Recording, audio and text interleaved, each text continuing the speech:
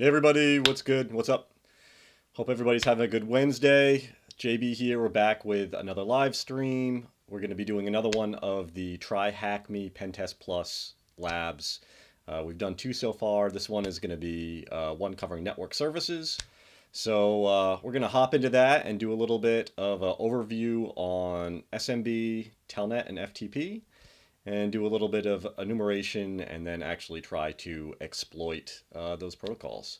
So yeah, before we hop over there, as always, all the interaction on here is going to make this better. So if you got any comments and stuff like that, throw that in the chat while we're going through this. Smash all those buttons that I always ask you to smash as well, like, subscribe, notify, all that jazz. So let me hop over into the browser and we can get going. So let's see. Hey, Davin, what's good, man? What's up? So just to give you guys a little bit of an idea of how I got into this here, if you go to TryHackMe, they have some different learning paths. This one is under CompTIA Pentest Plus. Click into that. The ones that we did before, we did the Nmap one, and then we did the Introductory to Networking. So today we're going to be doing the Network Services one. So we are going to hop over into here. I already started up the machines that are in here. So I have my machine that I'm attacking from, and then the one that we're going to be enumerating with first off the bat. So yeah, we can just kind of hop into this and kind of walk through all these and see how it goes. So I'm going to pretend to be a pen tester. We're going to see how good of a job I do. And, we can all pretend to be pen testers. And those that are pen testers that are watching this, they can support us nicely and not, give us a hard time. Of course, they wouldn't do that. All right, so we already got all the stuff set up and connected, so we can hit complete on that. And they're going to have a little bit of a section here breaking down SMB. So SMB being the server message block protocol. Normally, you're going to see it in client to server types of communication, especially with sharing of different types of files. So getting access to files, printers, other types of peripheral ports and stuff like that. The reason why this can become quite an issue is because it's ubiquitous with using Windows environments. For the most part, it uses SMB a lot. And there's a few different versions of it, 1, 2, and 3. The first version, SMB version 1, is crap because of the fact it doesn't use any type of encryption. So that can get you in a bit of trouble using that. And version 2 and version 3 are a little bit better. I think you're able to do some encryption, some digital signatures or signing. But there's still issues with that, and it's always kind of this balance within an environment, whether or not you should turn it off or not turn it off. More likely than not, you're going to need it. So if you can control the data flows within your environment, I mean, devices that don't need to be talking to each other over SMB, you should be blocking that. So, server to server communication probably doesn't need to be happening unless it's, print server or file server or something like that. And as far as the ports that it uses, I believe it goes over NetBIOS port. So it's normally like 139 and 445. I'm sure we'll hit that in here somewhere. And let's see, anything else in here that's kind of worth touching on. I'm kind of just doing that off the top of my head, and hopefully it's all the stuff that's important. Got some more folks dropping in the chat. Hey, what's good? What's up? Hey, Kiki. Hope George is treating you well. All right, so let's see. They're talking about using it in Microsoft, as I mentioned. And then Samba is an open source version that you can use on Linux systems. So SMB, what does it stand for? We already covered that. Server message block. Server message block. And what type of protocol is SMB? I believe that is going to be a response-request protocol.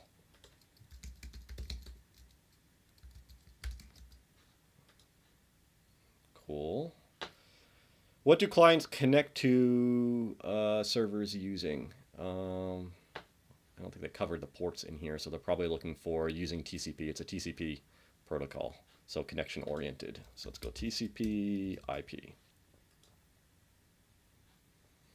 And what system does Samba run on? We talked about that being for Unix. Ta-da. Okay, cool. So now we can actually get into the good stuff. And what are they going to have us do here? So we already started the machine up. That's what I have up here, showing that it's running. We're going to be doing some enumeration. It looks like they want us to do some enumeration off the bat using Nmap. Talk about using Nmap.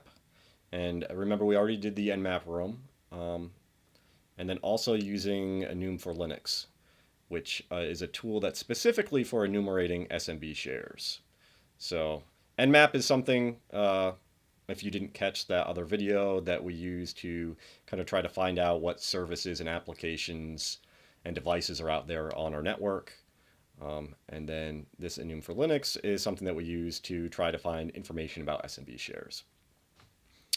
So we are going to do a Nmap scan to this IP address and see how many ports we have open. So we're going to go over here, Nmap 10.10, 162, 111.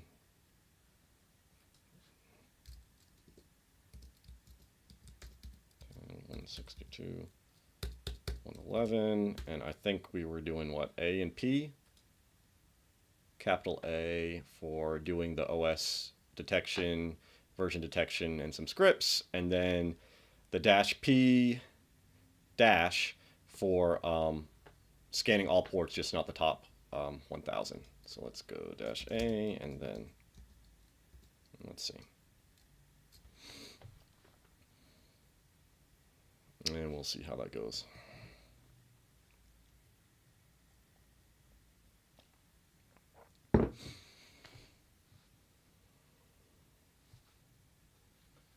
Make sure that was, yep, 10.10, 162.111.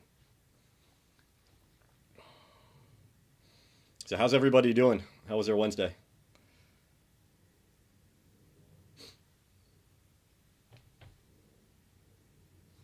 While that is doing that, we can kind of take a look and see a little bit at the syntax for enum for Linux. When we go to do that, it's going to be enum for Linux, and then options, and then the IP. And as far as the tags, user list, machine list.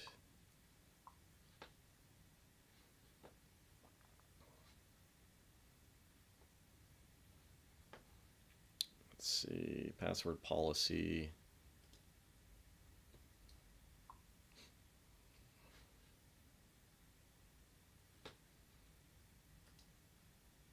Yep, it is a Wednesday for sure.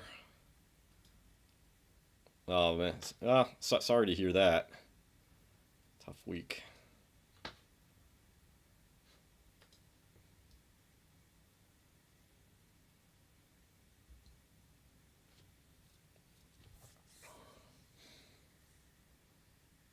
Oh man, that is going to take a long time. That's crazy. I shouldn't have done that like that then. Let's not do the full P on that then, because that...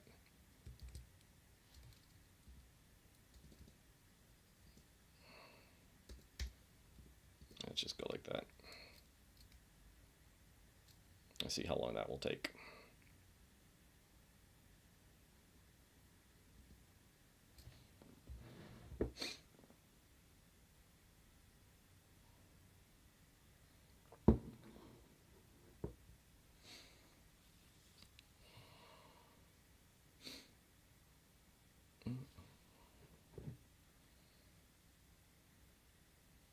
All right, so what did we get going on here?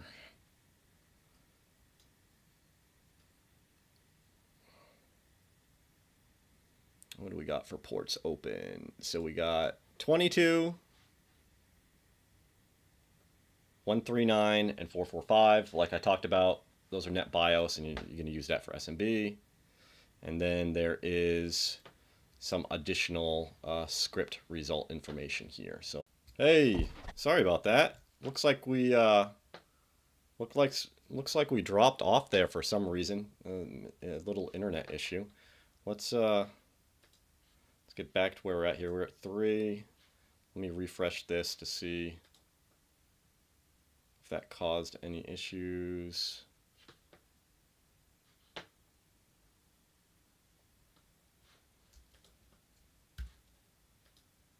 There we go. 3. What ports was SMB running on? We saw it was 139 and 445.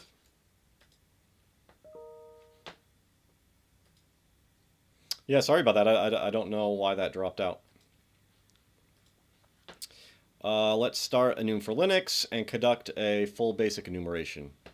For starters, what is the workgroup name? So that is going to be enum for Linux, and then dash, capital A, and then the IP address.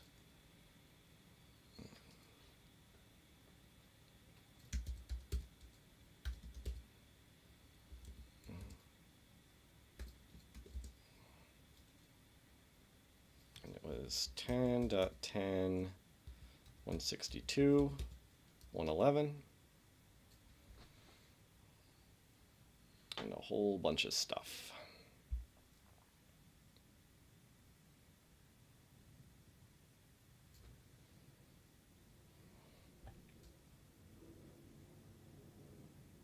Okay. Let's see if we can scroll up to the top and take a look.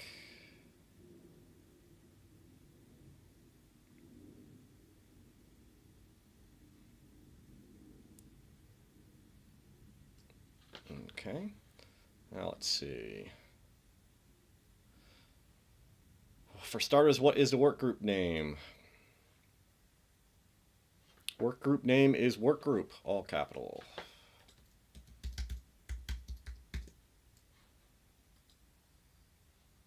Okay. What comes up as the name of the machine? Polo SMB. I would say that would be the name.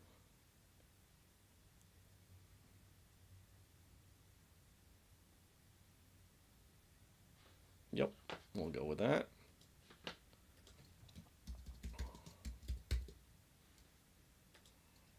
Okay. What operating system version is running? 6.1 Ubuntu. Let's see, 6.1. And what share sticks out as something we might want to investigate? Let's see.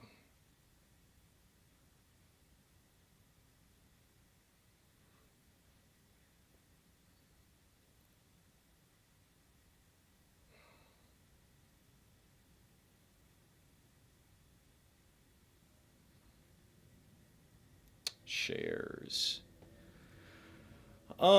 Looking at these different shares, net logon, profiles, print, and IPC, I would say profiles probably is something we would want to take a look at.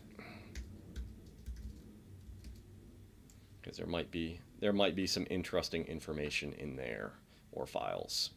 Okay. So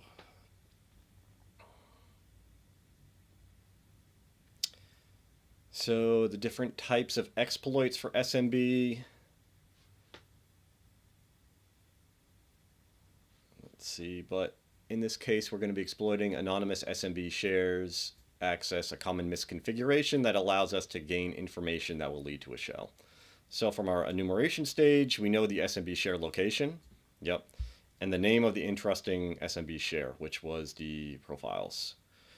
Because we're trying to access an SMB share, we need a client to access resources on the server. So we'll be using SMB client because it's part of the default Samba suite, and it should be default on Kali. Okay, it's going to be SMB client // IP address / and the share name. So what would be the correct syntax to access a SMB share called secret as user suit. So that would be, let's just see, that's going to be dash capital U for suit.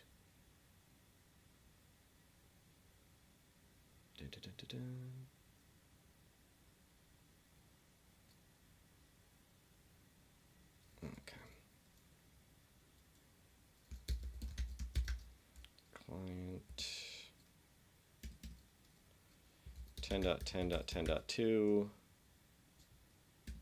secret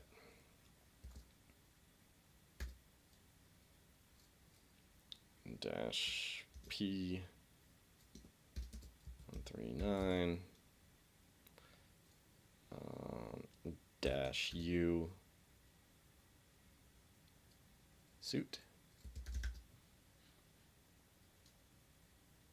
Cool. Okay, great. Now you've got the hang of the syntax. Let's have a try to exploit this vulnerability. You have a list of users, the name of the share, and a suspected vulnerability. Okay. Let's see if our interesting share has been configured to allow anonymous access, i.e. does not require authentication to view files.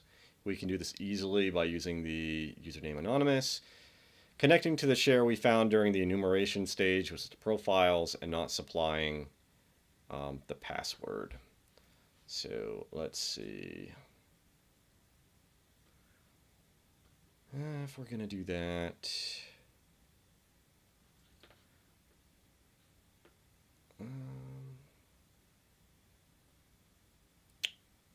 let me go, we're going to go SMB client, and then //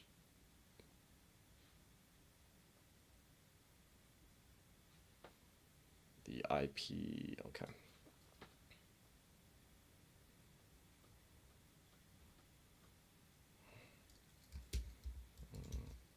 Client // 10.10.162.111, and that was the share profiles.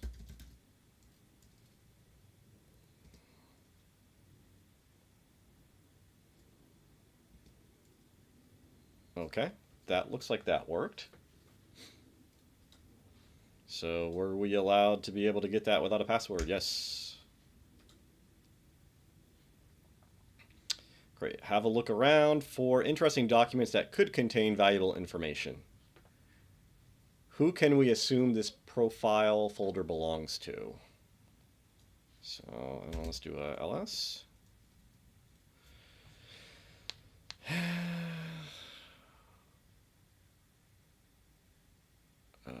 Okay, so what kind of looks interesting in here? Cache.profile. There's a text file, work from home information. Let's take a look at that.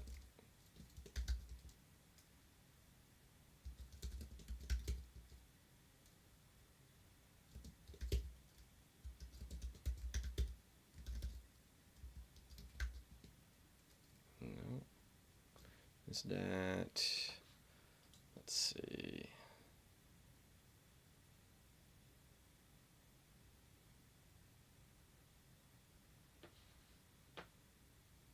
Let's see if we can, how about we get it?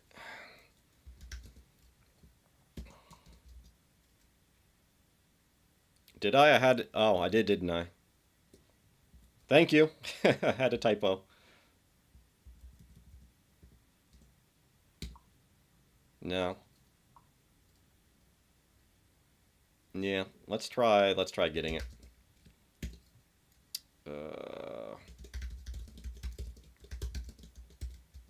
Formation.txt. And then let's see if we want to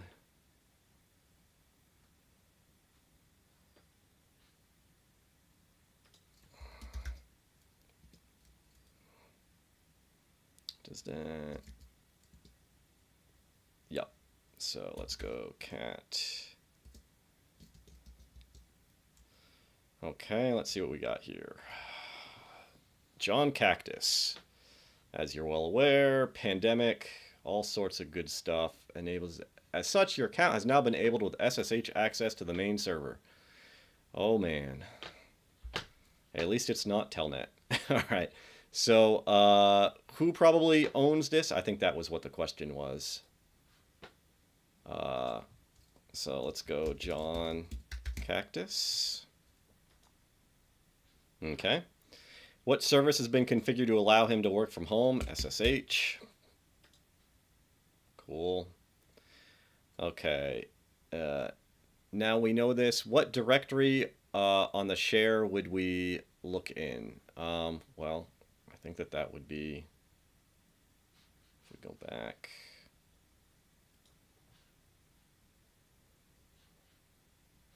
.ssh, I would assume. So let's give that a try.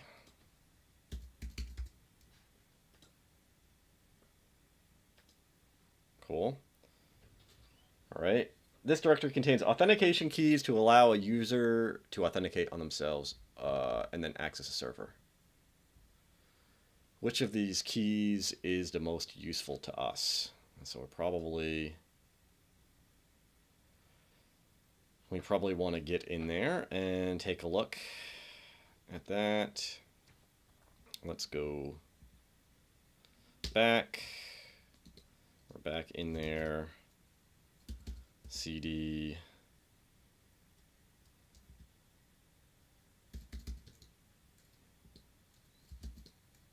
Okay. I would say based off of that, the authorized underscore keys file probably would be what we would be very interested in.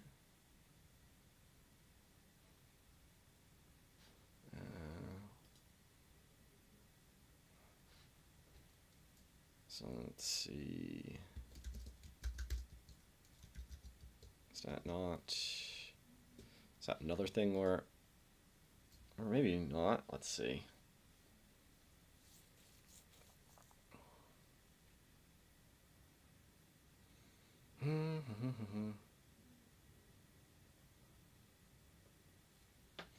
Or maybe it's the ID underscore RSA. That could be it. Let's see.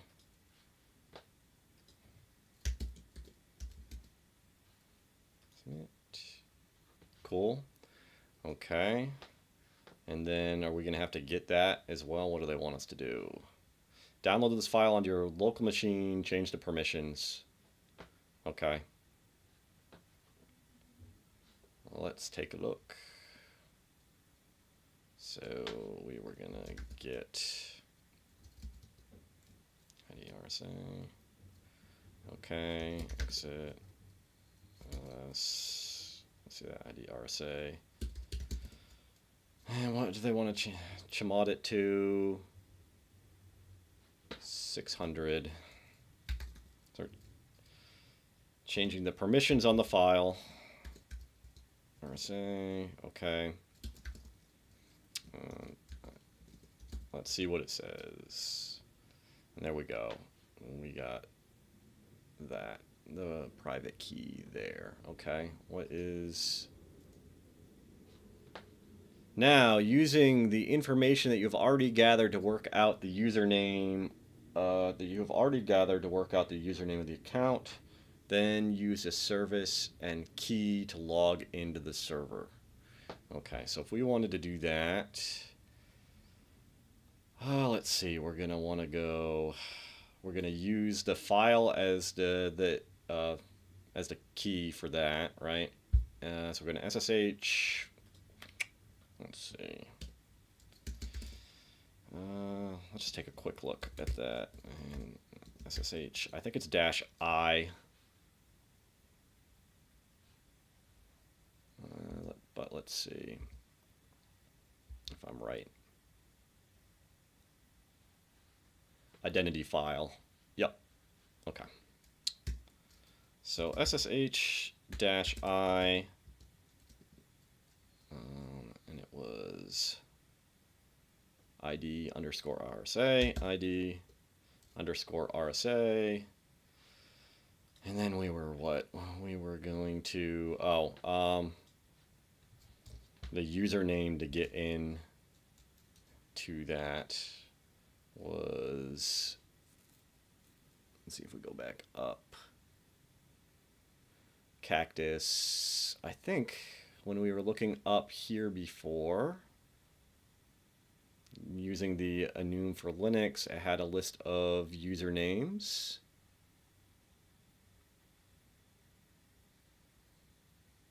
I know it did somewhere. Known usernames, no.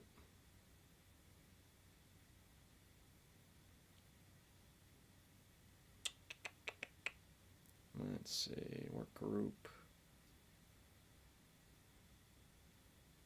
And we know it's John Cactus. And Cactus. And that's probably it. So let's go cactus at, and what's the IP address again? Let's see. 10.10.162.111. 10.10.162.111. All right, let's see if, fingers crossed. Bam. There we go. We have stolen John Cactus's SSH key. We are all now elite hackers.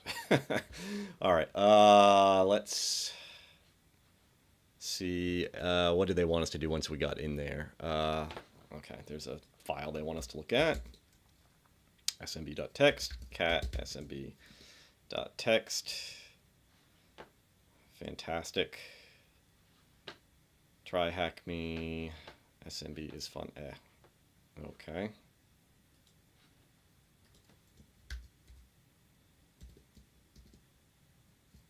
What's that? SMB is fun. I think that's what that was. Yep. Woo! Okay. That was SMB. I think we'll push on into what's next? Telnet? Yeah. So let me terminate the SMB box. We won't be needing that. We can, well, we hop into the understanding Telnet stuff. We can start up that machine. That normally takes a minute or two to do that. And we can start talking about Telnet and why Telnet is garbage. Because just like SMB version 1, Telnet does not have any type of encryption. For those who don't know what Telnet is, it is a protocol that allows you to remotely connect to a device. In the past, it was used for administrative access into devices, but the problem is your username and password and all the commands that you send over the Telnet session is all in plain text, so it's very easy to capture that if you're a nefarious individual and have something on the network to be able to capture traffic as it goes by. So we don't really use that anymore. We use SSH for the most part when you're talking about getting into command line stuff. Let's see. Yep, Telnet is trash. And actually, if you go on YouTube and yep, tattoo idea, Telnet is trash. If you go on YouTube and actually put in Telnet is garbage in the search, I think one of my videos comes up because I'm pretty sure that I tagged that for SEO purposes with that. So, so what was I going to say about Telnet? Oh, one good thing you can do with Telnet, though, is you can use it to see if different TCP services are open. So if you're trying to troubleshoot, for instance, if you want to see if a web server, if you have connectivity to a web server, or maybe an email server is another good example. You can telnet IP address use the switch to be able to use the port number. And yeah, instead of it telnetting over port 23, which is the default telnet port, you can telnet over TCP25 for SMTP. So, all right, let's see. Anything else in here that is worth mentioning? Yeah, it's replaced by SSH. The syntax is telnet, IP, and then the port that you want. Yeah, I mean, that seems like that is a good amount of information. Let me see if there was anything else that we want to hit on that. We'll start answering these questions. So what is Telnet? Telnet is an application protocol. Fantastic. We could have tried to fit in a whole bunch of other nasty words in there to see if we can answer what Telnet is, but we won't do that. What has solely replaced Telnet? I said SSH. How would you connect to a Telnet server to the IP 10.10.10.3 over port 23? Well, since 23 is a default port, we won't need to actually modify that, so we can just go Telnet 10.10.10.3. And the lack of what means Telnet communication is plain text. That would be encryption. Okay, let's see. Sweet. All right, enumerating Telnet. What are we going to be doing here? So using Nmap again.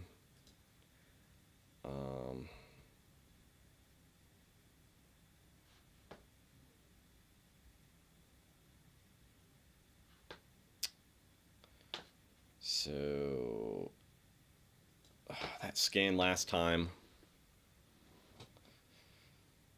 I didn't like that taking that long.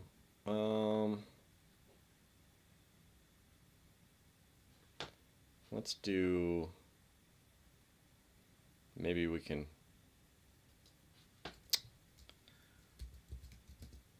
let's see.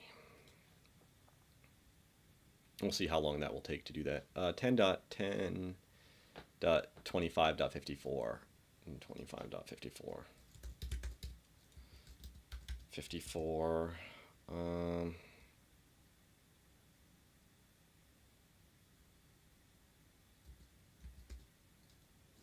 Let's see how long that will take if we just do that. Minus doing all the fingerprinting and stuff like that.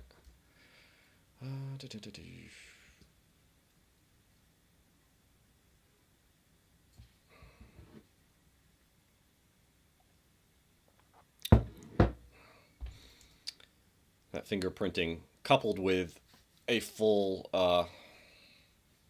scan of 65,000 ports seemed like that was going to take a bit. So we'll just kind of hit all the ports real quick, see if it comes back with anything.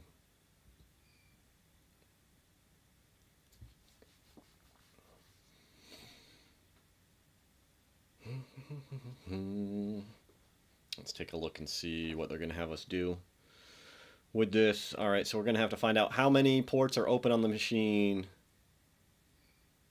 What port is it? What port? So that's going to be what port number is it? And we can see, because of the fact that it has 4 asterisks there, chances are it would end up being above 1,000, which means if we just did the default scan that would have done the top 1,000, then we might have missed whatever that is. So this port is unassigned. There we go. But still list a protocol it's using. What protocol is this?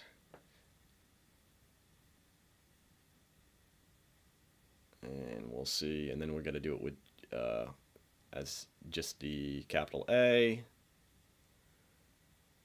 And let's see what else. Based on the telnet's returned us, what do we think this port could be used for? Who could it belong to? Gathering possible usernames for enumeration. Okay, let's see.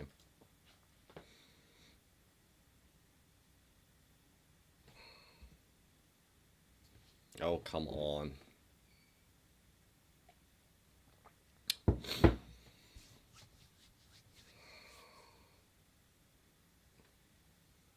So what do you pen testers do when you're just sitting here waiting for, you know, a scan to take an hour or so?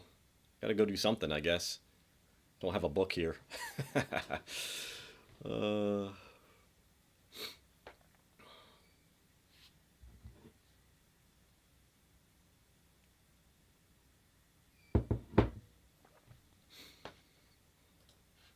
we'll go through and see what they will want us to do once we get to the exploit part. So once we go to exploit it, yeah, fuzz other stuff for sure, and eat Snickers. Yeah, that works too.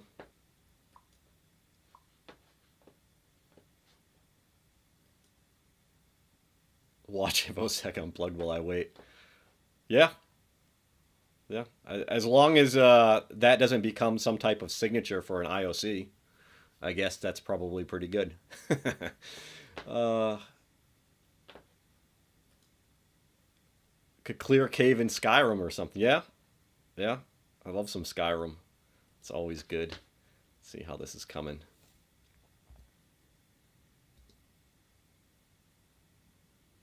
Oh, come on. If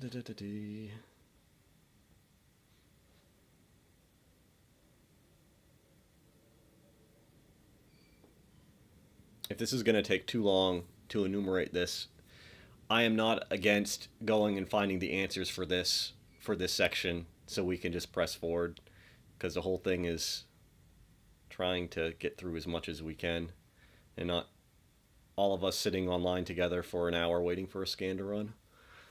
But let's see what we were going to do here once we get past enumeration. Backdoor, and let's see.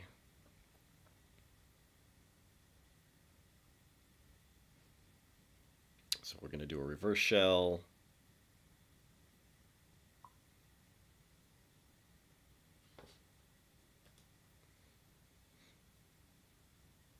Anyone do this con last week?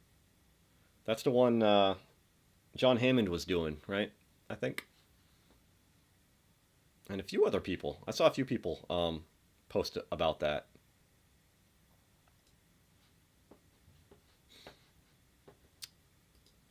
Let's see how that's going.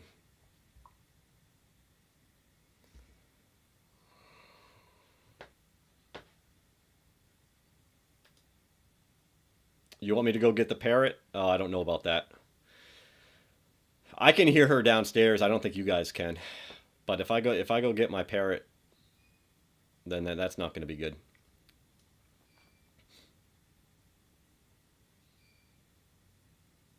All right, let's see. What type of stuff was in the CTF?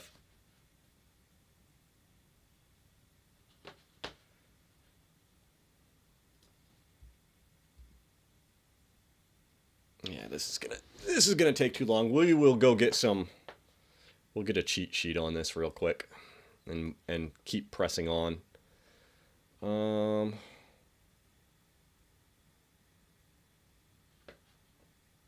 Let's see if I can Google.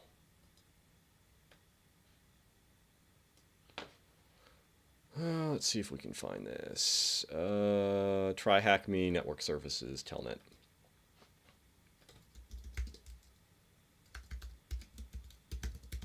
Network services. Do this. Take a look. Telnet. Okay, so with the scan, we would end up seeing that only one port is open, and it is 8012 TCP. And web binary mobile crypto. Oh, that's a lot. That's pretty cool. And what else do we kind of get from this interesting stuff that's coming out here. Skitty's backdoor. I mean, that that kind of pops out a little bit, I think, as far as different fingerprinting for services.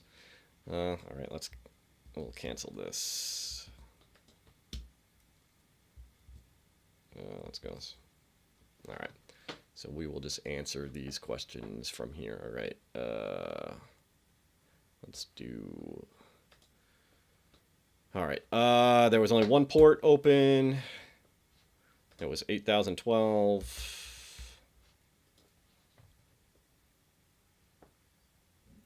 Which protocol was it using? It was using TCP.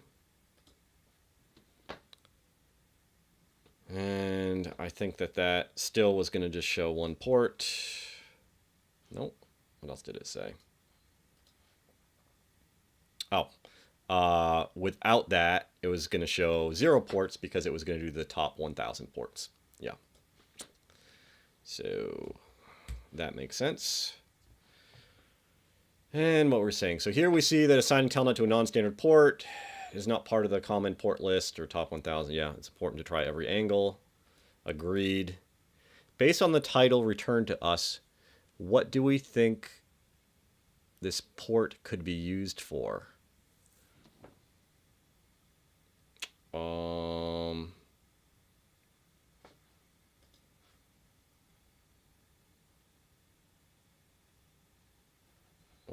What was it? Skitty's backdoor. So a backdoor, remote access, backdoor. And who could it belong to? Well, we saw Skitty. I don't know about Skitty, but no. Is it only 1D? Skitty, 1D. Okay. Only 1D. There we go. So keep a note of information you find during your enumeration stage so you can refer back to it to try when you move on to other exploits. Notes are important, for sure. Okay. So we were talking about how to use Telnet. We already talked about IP and port number. A reverse shell is a piece of code or program that can be used to gain code or command execution on a device.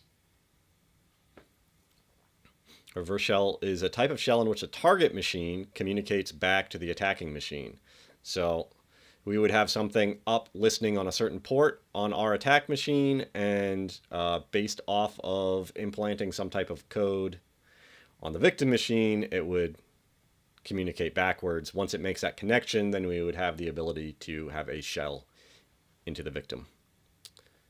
Let's see. Okay. Let's try and connect to this Telnet port. Let us try. Telnet 10.10, 25.54, 0.12. Connected. Skitty's backdoor. Bam. Okay.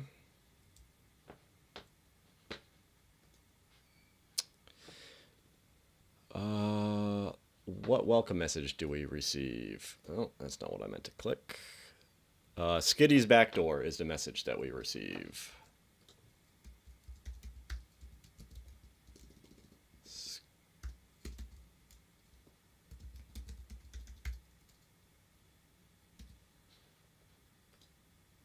Okay.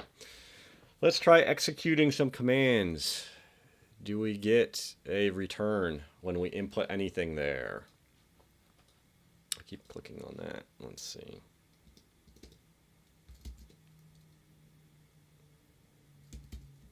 Nothing. We get nothing.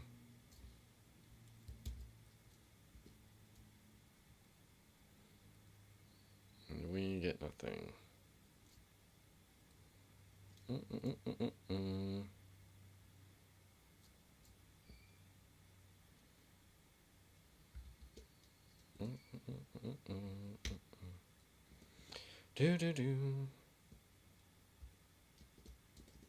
I always forget how to get out of that.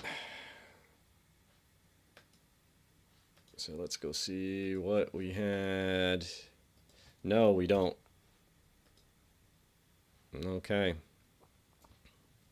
That's strange. Let's see if what we're typing is being executed on the system. So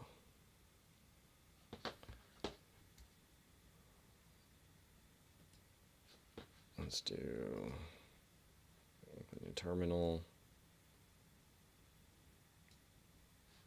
There we go. Here, we'll make that big again. Okay. So we were going to go sudo TCP dump IP protocol ICMP and then interface eth0. See if I can remember all of that. Sudo TCP dump TCP dump. Not going to remember the IP protocol.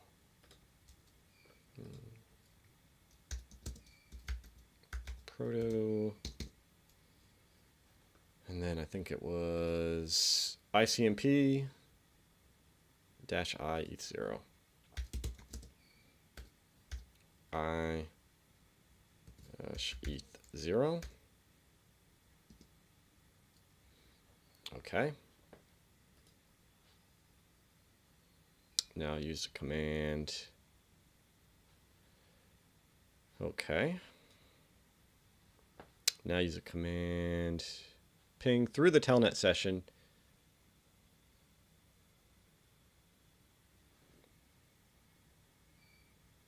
And then, so that's going to be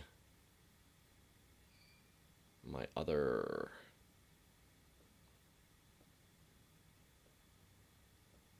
Let's see. Let's see if that is. Okay.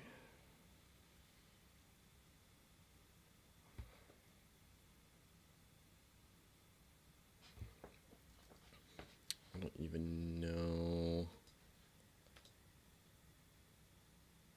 Okay, so that's going to be 10.10.101.127.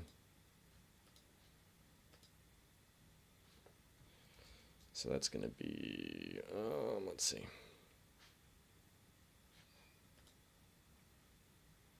Ping. Let's go run. Ping 10.10.101.127. And what was the other command there? Oh, count 1. Okay.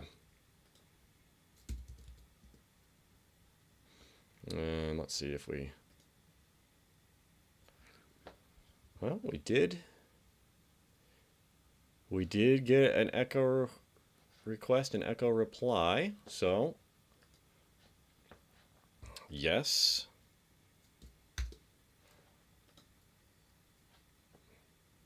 Great. That means we're able to execute system commands and we're able to reach our local interface. Now let's have some fun. All right. So we're going to create a reverse shell payload using MSF Venom. This will generate and encode a netcat reverse shell for us. Oh, love some netcat. All right. And so this is going to be MS Venom -P for payload, and then the reverse netcat localhost, our localhost IP address. So that's going to be the 10.10 one that we just tried to ping, and then the port, and then export that. I don't know if that will let me copy that over. That would be awesome if it does. I don't think it will, though.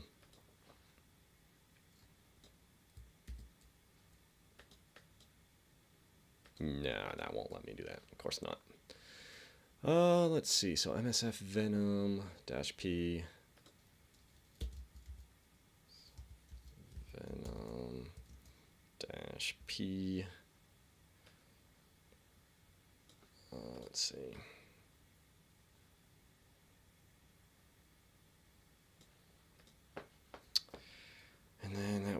is -p cmd Unix reverse netcat.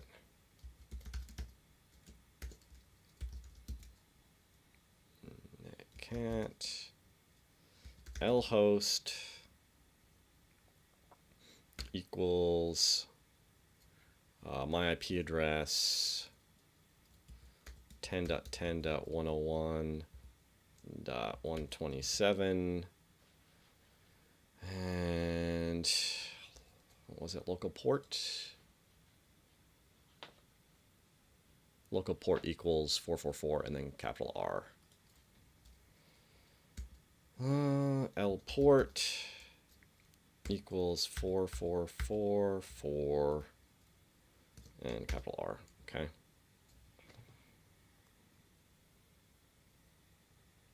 And it's blinking, which means it must be doing something.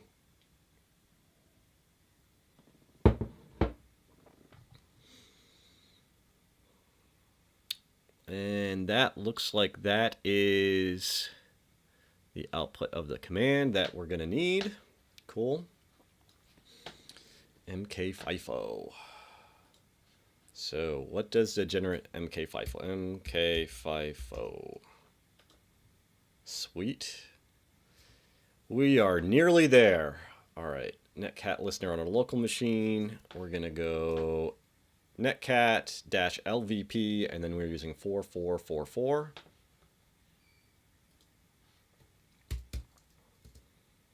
LVP 444. Okay.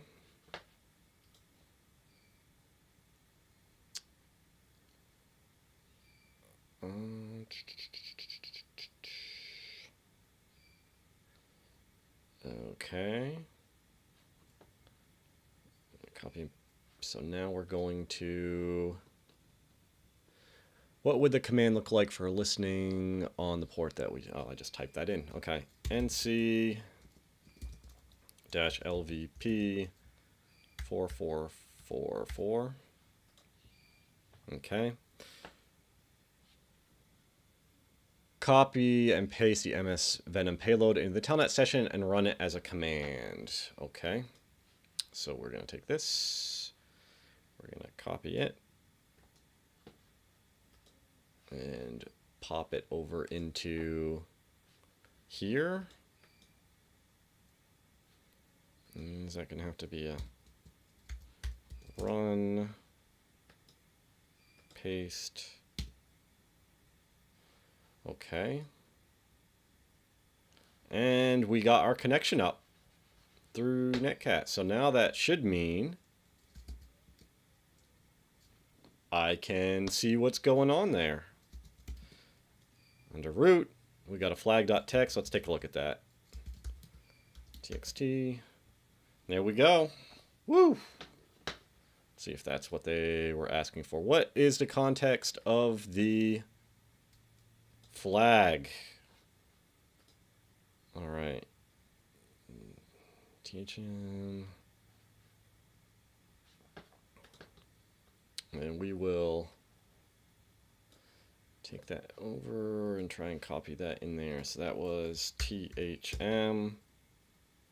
And that you got the Telnet flag. Let's see. Bam. All right. So that is Telnet and SMB. Should we press forward and do FTP? Probably. Let's do it since we're already almost there. How's everybody doing? Hanging in there? Get rid of that. Got rid of that. All right. Let's spin up this FTP server while we do the understanding FTP. So, kind of the same thing with the rest of these looking at SMB version 1 and looking at Telnet, I mean, the main issue with FTP is the fact that again, doesn't have any type of encryption. So FTP, the file transfer protocol, is used for sending files back and forth. It's a client-server type of thing. Uses TCP 20 and 21. One is used for kind of control traffic, and the other is used as the data channel. Let's see if they say anything else in here that's kind of interesting. Active passive, active FTP connection. The client opens a port and listens. The server is required to actively connect to it. A passive FTP connection. The server opens a port and listens, and the client connects to it. The separation of command information data. The separate channels of the way to be able to send commands to the server without having to wait for the current data transfer to finish. Right, because that can be really, really annoying if you have some type of data transfer going on and you aren't able to interact or do other types of commands. So let's see. What communication model does FTP use? Client server? Maybe?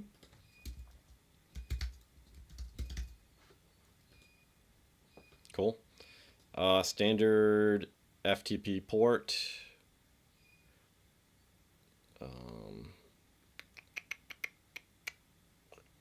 Are they talking like 20 and 21? Is that what they want? No. Yeah, okay. So they're talking about the command and the data channel, so 21, okay. How many modes of FTP connection are there? We already talked about that. Active and passive, so 2. Bam. Okay, and let's see. This one is up already, so we're good with that. We can go ahead and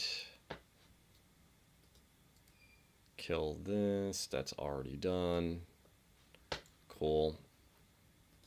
All right. Let's see what we got for enumerating.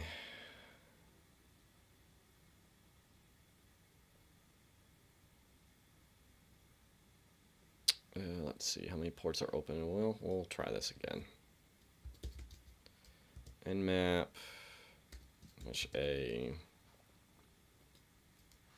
and what was the IP? 10.10, 117, 177.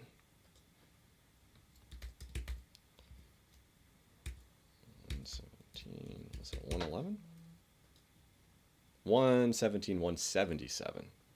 There we go. I'll let that do that. Let's see what's going to happen there.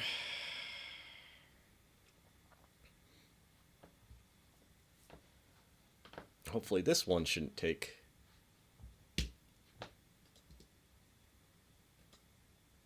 too long. There we go. Okay. So what do we got for ports? We only have one port open.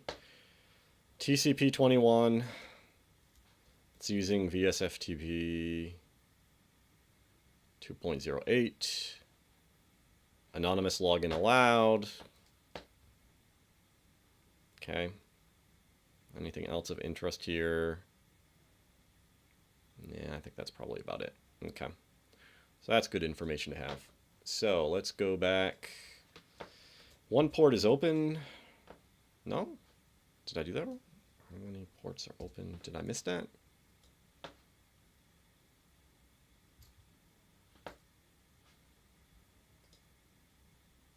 Oh. Did I miss that? Let me see. How many ports are open on the target machine? How is my answer incorrect? It literally is one port. It's not the... Okay. Interesting. Why is it saying 2? Because it's... Maybe because it doesn't list port 20. I don't know. That's strange. I don't know why that's coming up like that, but we'll go with it. What port is FTP running on? 21. What variant?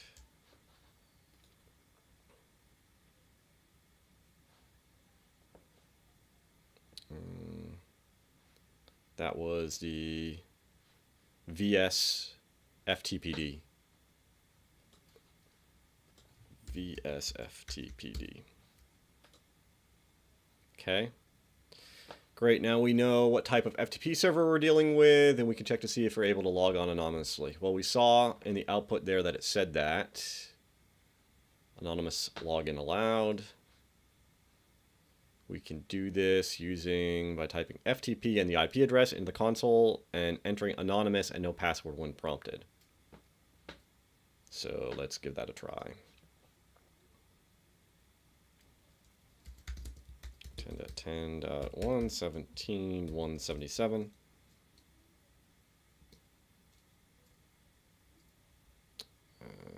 And then what we're going to type. Entering anonymous.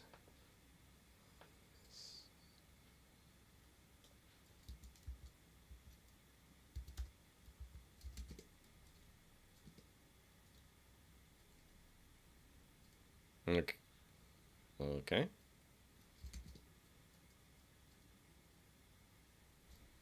Did I? Probably.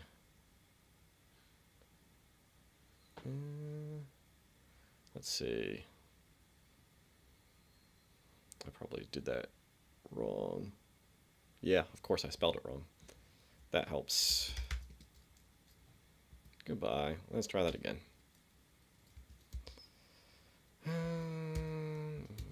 There we go. Like that. Login successful. And then we can take a look.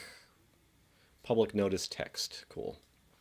So that worked. What is the name of the file? Public notice.txt. Not a space there.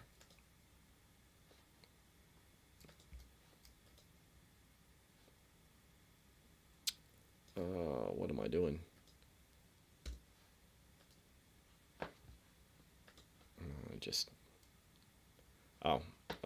The underscore in between, probably. There we go. Okay.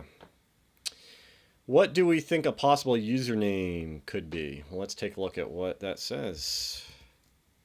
See if we can actually view that this way. Yeah, so let's pull that back.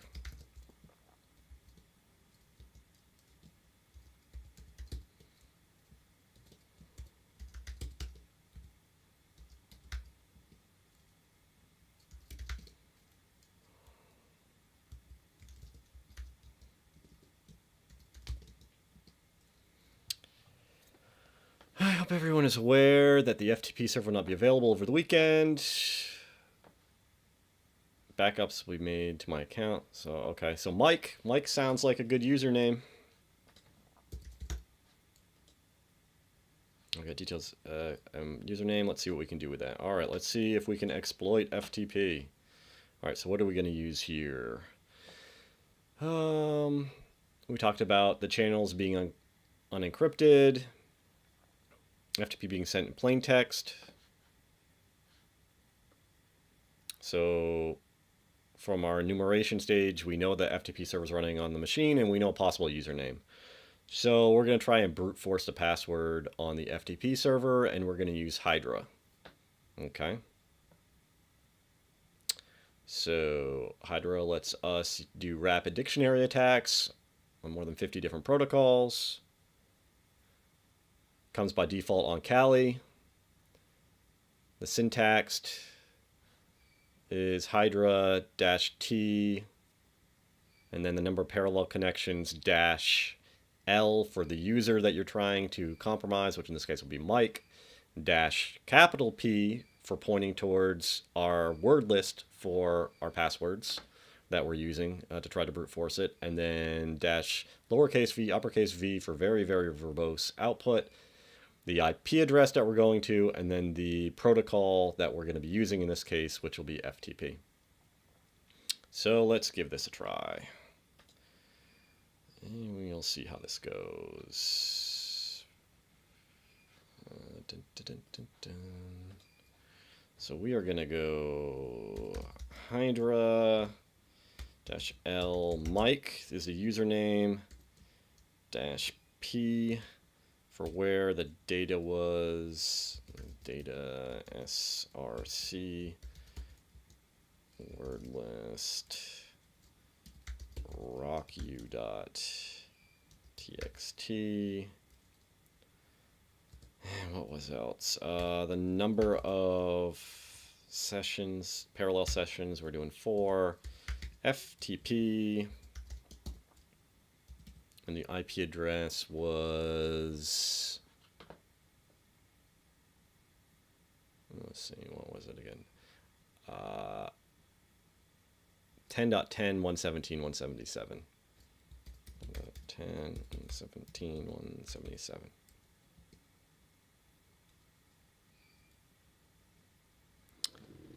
Let's see if I had that wrong. Oh, USR and share.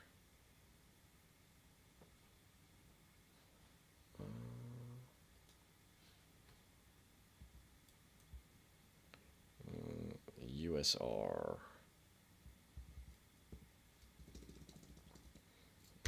R.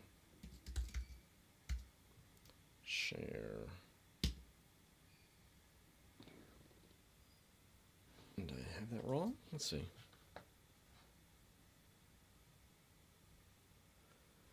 -P USR share word lists. Yeah, there we go.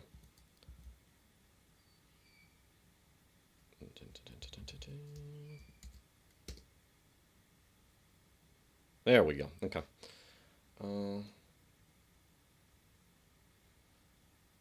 Hey, Francis.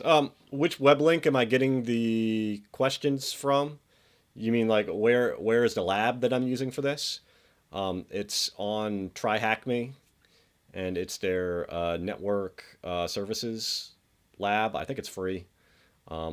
Once the video is all done, I'll put a link for it in the description. Okay. So what did we get here? Oh, Mike's password is password. Oh, Mike sucks.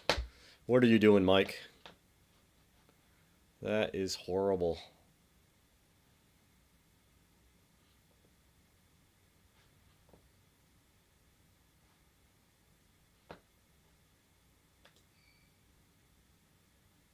Oh man, that is awesome. That is the first time anybody's ever done that. I appreciate that. Just trying to put out good information for everybody, so I definitely appreciate that. And thanks for always supporting too. You always comment on my videos. All right, password.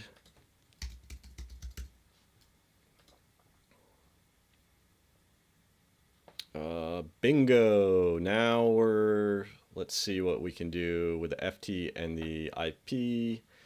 And then we're going to try, just go FTP 10.10.117 or 117.177. Not GTP. That won't get us too far. How about FTP? Mike and his horrible password. And there is our FTP.txt. Get FTP txt. Exit cat FTP.txt. And we got the FTP flag. Let's go put that in there. Woo! So that is not too bad. I think we did all 3 of those in about an hour, including the video dropping out there for a minute, which sucks. But let's see. U0U _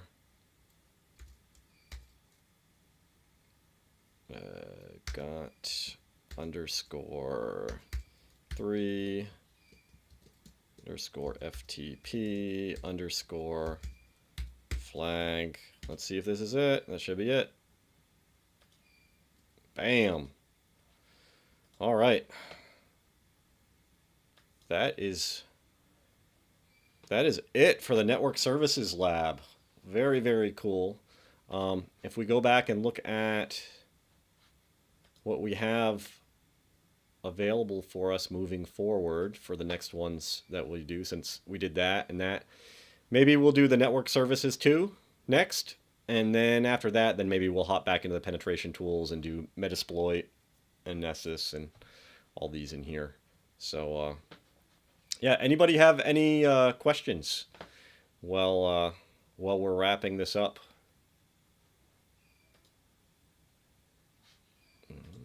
I appreciate everybody hanging in for an hour plus going through all that. I hope it was interesting. Hopefully you learned something from it. It's always fun to do that type of stuff. I don't do this stuff in my day-to-day job, so it's, you know, stuff that I've read about here and there, taken a class, you know, a few years ago and stuff like that. So it's always a little tricky to shake the cobwebs loose on some of this stuff, but it's a lot of fun.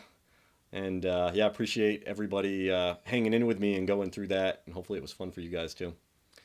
So if nobody has any other questions, then we can go ahead and wrap it up. And yeah, look forward to the next one of these that we do. I got some more Linux Plus labs coming out that I'm going to do. We're going to do users and group one next. And then yeah, we'll keep doing these. I think for the past few weeks on the Wednesday stream, since my Wednesday one is normally the longest one, you know, we had been reviewing different job postings and stuff like that, but I think that's pretty much done. I think I hit all the ones that I wanted to do. So we can pretty much turn this Wednesday into a TryHackMe Pentest Plus lab day, and that works because an hour is about a good amount of time to go through all this stuff. So got a few more comments coming in. Appreciate it. Appreciate you sticking around for the whole thing. Thanks, Kiki. Appreciate that too.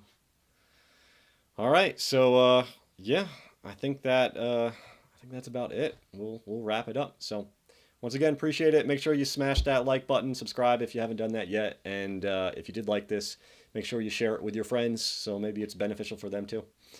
All right, everybody have a good evening. All right, bye.